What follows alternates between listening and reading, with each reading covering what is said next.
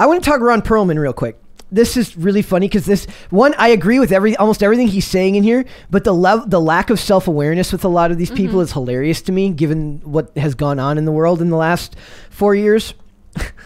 When I started, I literally was laughing as I was reading this article. It says, Ron Perlman says, F you. Don't look up critics. Internet has almost killed journalism.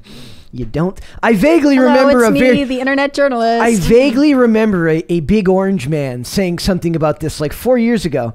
I don't remember his name, but he was orange. Chester Cheeto. It could have been Chester. Yeah, he had orange hair. Yeah. I don't remember. He's like, I hate the media. It's the enemy of the people. That's his in China. The former media star. Yes. The reality TV star. He was big. What was a his collective trip we all have been through in the past 4 or 5 years. It's been a doozy, guys. I don't remember what his name is. He had a great name. It was like Donald Duck or something. I forget. It says Ron Perlman is hitting back against critics of Adam McKay's Netflix satire Don't Look Up, in which the Hellboy favorite stars opposite an ensemble cast that includes Leonardo DiCaprio, who thinks the world is going to end in 9 years. Jennifer. That's why he's only dating girls under the age of 25. Smart man. He stops at age 22. Jennifer Lawrence, Meryl Streep, Jonah Hill, Timothy Chalamet. I feel so astute every time I say Timothy Chalamet. It's like saying the word chalet. It's a good name. Yes, it is. It's a fantastic name. Joe Morgan and Mark Rylance. Perlman stars in the movie as Colonel Benedict Drask. That's a great name, too, for a character, Benedict Drask. A war veteran tasked with flying to space to destroy a comet that is heading towards the planet. Don't Look Up has become Netflix's biggest original film to date since debuting on December 24th. He says, quote... Fuck you and your self-importance and this self-perpetuating need to say everything bad about something just so that you can get some attention for something that you had no idea about creating, Perlman told the Independent. It's corrupt and it's sick and it's twisted. Well, it's in their name, critic. So he's mad that they're offering an opinion, or they say that they don't like the movie. Yeah, so it's like what's his name? Seth Rogen and Sarah Silverman, where everybody was like hating on them because of Santa Inc. It's the same concept. Like, you don't like their project, so you're not allowed to have an opinion on it. And it's just funny because this type of criticism used to be reserved for internet critics, meaning like people like us who do a job like this, or independent stuff. That vitriol is absolutely still there for people like that, right? The people who they don't have the shield, the anti-blog culture sentiment. Exactly. A lot of it is like a lot of these journalists they hate the fact that they were never able to adapt and move to like video or YouTube, which gets like the views of like your average movie. Like Jeremy Johns, his views can trounce a newspaper. Getting his average video will get 1 million to 2 million views per review, and if he's doing 3 or 4 a week. Depending on what he's doing, 1 or 2 a week, that's a lot of views for something that's done by one dude alone in his house against a green screen. And they hate the fact that they're part of this larger system that is, for the most part, immovable, and it doesn't move quickly, meaning that they only get their reviews out early because they get advanced access. But the average person knows that a person with advanced access can be threatened to no longer have advanced access if they don't give it a good review. So then they're always shocked when somebody actually does crap on the stuff that they make. Disney will just remove access to people who give bad reviews, right? So it says, Perlman added that he, quote, understands the critical backlash to Don't Look Up is part of how the internet has almost killed journalism. And now journalism is trying to do everything they can to co-opt and maintain their importance. He's right.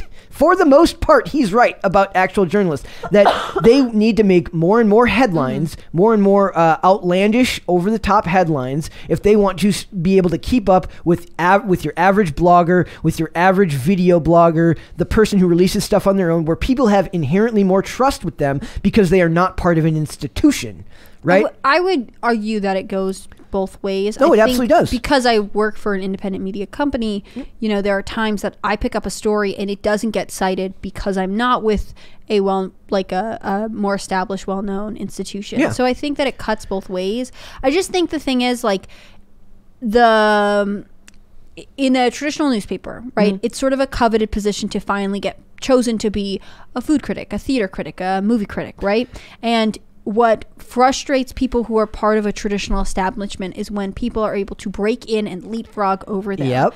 And, you know, I'm sad for you, Rob Perlman, but also, like, that doesn't mean that, you know, that's not why your movie is bad. Your movie's just bad. Mm-hmm. These are the same or it's people. not, I have no idea. These are the same people who said we need to protect journalism at all costs 4 years prior when they said that the media was under attack and everything. You know, it's like they're trying to bring down the First Amendment. Yeah, the thing about being a supporter of the First Amendment, and I believe this really strongly, is that you have to believe in speech even when you don't like it and it makes you, and it's insulting to you. Exactly. I wouldn't want someone, and it's even harder when, in this case, it really just seems like a hissy fit. Yep. You know, if they don't like your movie, you should still be grateful that we live in a country where he can publish whatever he wants to say independently. And I'm not saying that he's not, but it just is sort of like, this is the attack on journalism. Despite its popularity, Don't Look Up divided film critics upon release. This is an article, Variety, which is why they reference it. Variety chief film critic Peter DeBruge was mostly negative on the movie, calling it shill and self-righteous. And if the mainstream establishment is calling your movie shill and self-righteous, holy crap, it must be extremely shill and self-righteous, because they love anything to do with climate change. They love anything to do with virtue signaling. So if it's over the top for them, then either something went on behind the scenes. But let's not forget that the mainstream media refers to the saying "Let's go, Brandon" as a vulgar slur. It is absolutely a vulgar slur. slur. So, you know, like, goes either way. It's just like, maybe your movie is just bad. Like, that's it. Tim loved Don't Look Up. He thought it was a fantastic satire. And the director of the movie said, when they asked him, they said, is this movie supposed to be a satire? A satire of Democrats or Republicans? He goes, I don't think either party has much to be proud of in the last 20 years. So I didn't like it per se. But he's like, I didn't mean for it to be a satire, but if that's how it's going to get a better review, then yes, that is what I intended. Like, Tim thought that the character played by Meryl Streep was supposed to be like a play on Hillary Clinton, but Meryl Streep... Because Meryl Streep would definitely try to foil Hillary Clinton. Oh my gosh. But Meryl Streep says that she wore red because she had a fascination with all the blonde Republican women who had their blonde hair up and wore red. So it was more, if anything, it would have been like an old Sarah Palin. I think Republican women wear their hair down. I think it's Democrats who wear their hair up. It's yeah. So but she's saying the blonde hair, the red power suit. That's because Hillary Clinton is not blonde. Exactly. But the point is that it absolutely was. As long as you're somebody that doesn't see much greatness in both parties, you can watch it. I just am not a huge fan of satire, especially political. I loved Wag the Dog, and I loved, but like for the most part, political satire isn't really making. He likes the non-human characters because they don't say shit. I just feel bad because, like, I don't think I would watch this movie, but now that someone's complaining about it, I'm like, it's definitely not worth the headache. Tim talks about how in the movie, like, the Republicans are the one telling people to not look up at the sky as the asteroids coming to Earth, but in the real world, the Republicans are the one that are constantly saying to debate me. That's irrelevant. The point is that they change their tune just as soon as the media, it's all defend the journalists and defend journalistic integrity until you don't get what you want, and then suddenly they're the enemy of the people. If the people were Ron Perlman. So it says, Don't Look Up polarized critics, but has been given a strong presence on the award circuit, of course. But that means nothing. Yep. The film's nabbed 4 Golden Globe nominations and 6 Critic Choice Awards. Weren't the Golden Globes the ones that weren't televised? I think so. And then in the comments the first comment says, old man yells at crowd. And it says, lots of critics hated it too. And Ron, it was the worst role of yours I've ever seen. Not your fault. I blame McKay for the overall mess. Great actors carrying a horribly written movie.